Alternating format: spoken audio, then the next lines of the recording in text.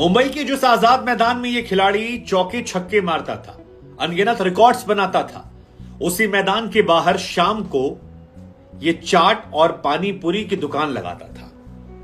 वो तमाम खिलाड़ी जो दिन भर इसकी तारीफ करते थे, इसकी बल्लेबाजी के मुरीद होते थे, वो शाम को इसकी दुकान पर गोलगप्पे खाने आया करते थे।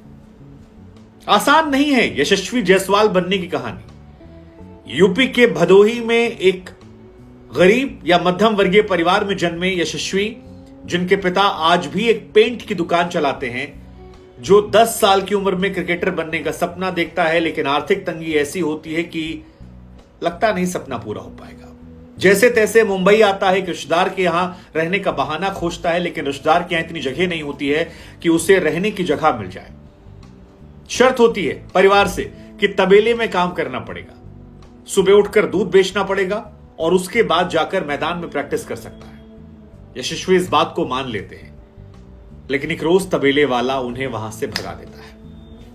कहता है तुम दिन भर खेलते हो और सोते हो, मेरे साथ काम नहीं चल पाएगा। इसके बाद ये खिलाड़ी जाता है, आजाद मैदान के बाहर ही खेलता रहता है, एक टेंट में रहता है। पिता को फोन करके कहता है कि चींटियां बहुत है, रात भर काट डालती हैं, ग्लूकोज बिस्किट में कई दिन निकल जाते हैं, लेकिन सपना होता है कि देश के लिए खेलना है, बड़ा नाम करना है, और ये दिन जो चल रहे हैं इसे बदल कर। यशस्वी जायसवाल की कहानी सुनकर आप कह सकते हैं कि मंजिलें उनको मिलती हैं जिनके सपनों में जान होती है, पंखों से कुछ नहीं होता, हौसलों से उड़ान होती है। बार बार कह रहे हैं आसान नहीं यशस्वी जायसवाल बन पाना। यशस्वी अपने पुराने दिनों को याद करके कहते हैं कि बड़े मुश्किल दिन थे। जो खिलाड़ी दिन भर आपके मुरीद होते थे, शाम को जब आपको पैसे देते हैं कि ये 10 रुपए के गोलगप्पे खाए हमने, तो आसान नहीं होता है। उस टेंट में सोना जहां पर लाइट नहीं थी, पीने खाने की व्यवस्था नहीं थी, शौचालय तक नहीं था, जमीन पर लेटना, एक तकिया रखे कहीं चद्दर बिछा दिया और साइड से एक चींटी आ गई, उसने नोच लिया, रात को नींद खुल जाना, यह आसान नहीं था। वहां से आईपीएल में करोड़ों का कॉन्ट्रैक्ट मिलना और अब मुंबई इंडियंस के खिलाफ वो शतक मारना जिसकी गूंज बहुत दूर तक जाएगी और जिसको लेकर हर इंसान ताली बजाएगा।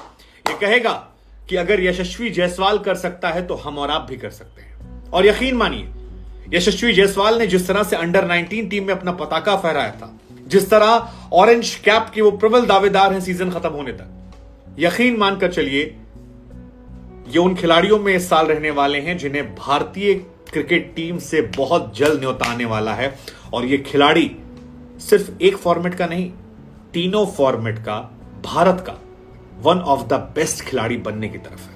आज कहानी यशस्वी जायसवाल की। 62 बॉलों में 124 रन यशस्वी जायसवाल ने बनाए, 16 चौके थे, 8 छक्के थे। लग ही नहीं रहा था आउट हो पाएंगे, क्योंकि जो आउट भी हुए वो अभी भी कईयों को लगता है कि नो बॉल थी। लेकिन उस मैच से हटकर बात करते हैं इनके बारे में। केवल 11 साल इस लड़के की उम्र थी जब इसने यूपी के भदोही से मुंबई जाने का सपना देखा। इसे लगा कि मुंबई जाएंगे तो वहां से खेलना आसान हो जाएगा, और किसी ने बताया था और वो जिद पापा से पाल ली। इनके पिता कहते हैं कि मोंटी, इनके घर का नाम आपको बता दें मोंटी है, कि मोंटी को लेकर मेरे सारे रिश्तेदारों ने कहा कि मत भेजिए, लड़का बर्बाद हो जाएगा। 11 साल इसकी उम्र है, थोड़ा पक जाने दीजिए, थोड़ा बड़ा हो जाने दीजिए।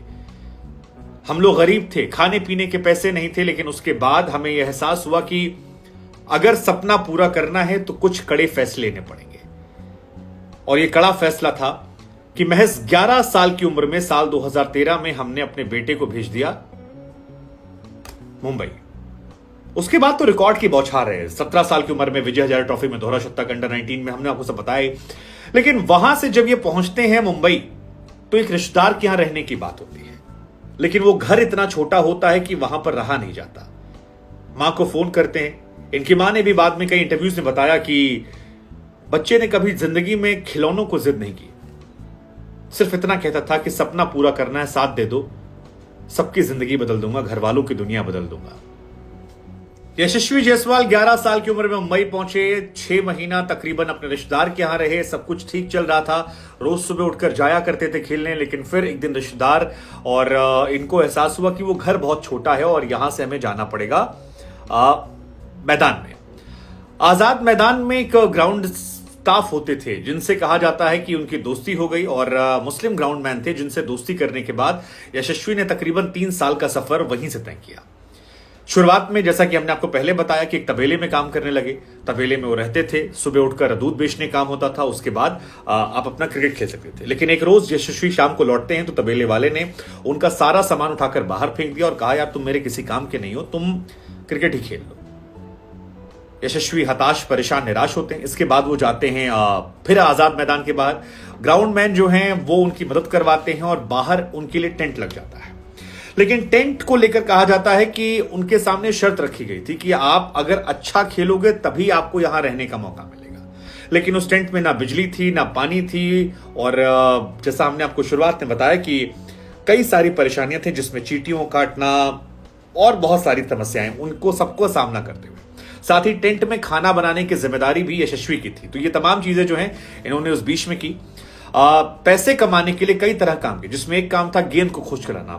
किसी ने शॉट मारा, गेंद गायब हो गई, बाहर जाओ, दौड़े, खोज खिलाओ, दिन भर करो, पैसा मिल जाएगा। यशस्वी ने वहां पर कई तरह की नौकरी की, जिसमें एक नौकरी थी गेंद खोज लाने की, दूध वाले के यहां काम करने की, और एक नौकरी थी चाट और गोलगप्पे बेचने की। यशस्वी भी अपने कई इंटरव्यूज में बताते हैं कि बड़ी एम्बैरेसमेंट महसूस होती थी कि जिनके साथ आप खेलते हैं वही आपको बाद में आकर पैसे देते हैं, और बड़ी परेशानियां होती हैं।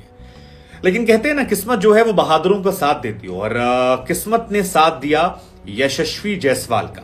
कैसे साथ दिया? यशस्वी जायसवाल गेंद खोजने काम करने लगे थे बाद में, और जितनी गेंदें जाएं उसको ढूंढ लाया करते थे। यह सिलसिला चल रहा था, तभी एक रोज एक व्यक्ति है ज्वाला सिंह नाम के, उनकी नजर पड़ जाती है यशस्वी जायसवाल पर। वो यशस्वी के पास आते हैं, पूछते हैं कहां के रहने वाले हो? यशस्वी कहते हैं कि मैं भदोही का रहने वाला हूं। ज्वाला सिंह गोरखपुर के रहने वाले थे, और उसके बाद वो उनसे पूछते हैं तुम्हारा कोच कौन सा है?